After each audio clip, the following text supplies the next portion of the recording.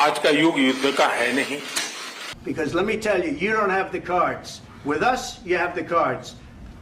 आपका और यूक्रेन दोनों का इस बात के लिए आभार व्यक्त करना भी चाहूंगा। Today we made an offer that the Ukrainians have accepted, which is to enter into a ceasefire and into immediate negotiations to end this conflict in a way that's enduring and sustainable and accounts for their interests, their security, their ability to prosper as a nation.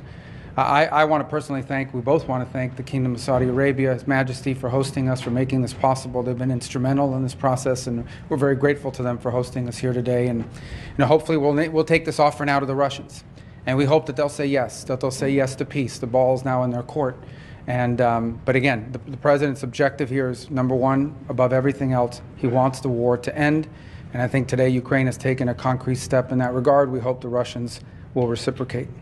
नमस्ते दोस्तों, कितनी बड़ी news है ये, बहुत बड़ी news है। और मुझे लगता है कि अभी आने वाले दिनों में, कुछ दिनों में ये सीज फायर हो जाएगा। मार्को रूबियो का आपने स्टेटमेंट सुना और ये पूरी दुनिया के लिए एक बहुत बड़ी न्यूज है।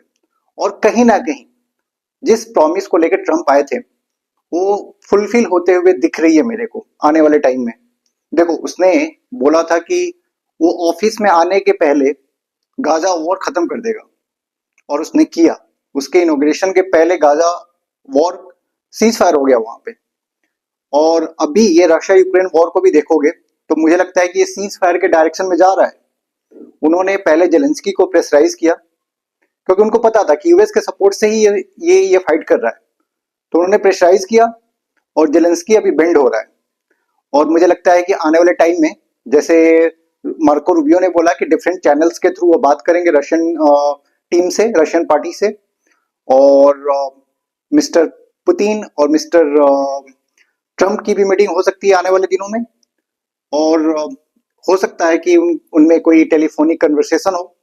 और ये एक बहुत बड़ी न्यूज होगी अगर ये सीज फायर होता है, क्योंकि इनोसेंट लोग दोनों तरफ से मारे गए हैं और ये एक बहुत ही डिवास्टेटिंग वॉर था।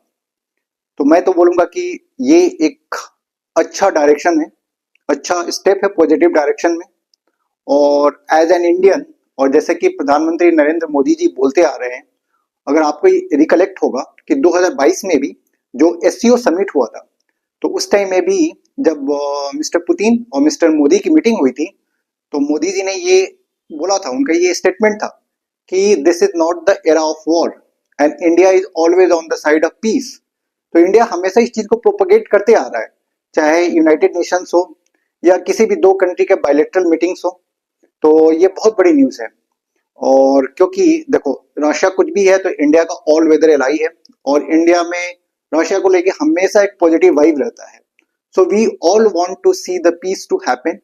और जो ट्रम्प का प्रॉमिस था कि वॉर खत्म कर देंगे, अगर ऐसा होता है तो आने वाले टाइम में ट्रम्प का नाम अगर देखा जाए तो अमेरिका के one of the greatest presidents में लिखा जाएगा। अब देखना, क्योंकि उसने, और उसके अगर टेन्योर में कोई वॉर होता नहीं है तो, क्योंकि अगर आप देखोगे लास्ट 20-25 ईयर के प्रेसिडेंशियल जो टेन्योर्स रहे हैं, आप देख लो, मतलब 2000 के बाद देख लो या 1996 के बाद देख लो और 2025 चल रहा है अभी, इस बीच में जितने भी प्रेसिडेंट रहे हैं, चाहे आप क्लिंटन साहब हो या बुश हो या फिर ओबामा जी हो या फिर एनीवन, कहीं ना कहीं कुछ ना कुछ कंफ्लिक्ट होते रहा है और वहां पे अमेरिकन फोर्सेज इन्वॉल्व रही हैं।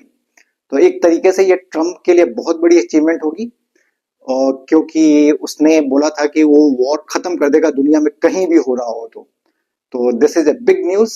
और आई थिंक अगर ऐसा होता है तो I will be happy to see peace and tranquility in Ukraine, in Russia and elsewhere in the world. So guys, अगर आपको लगता है कि आप मुझे बताओ कि कमेंट में लिखो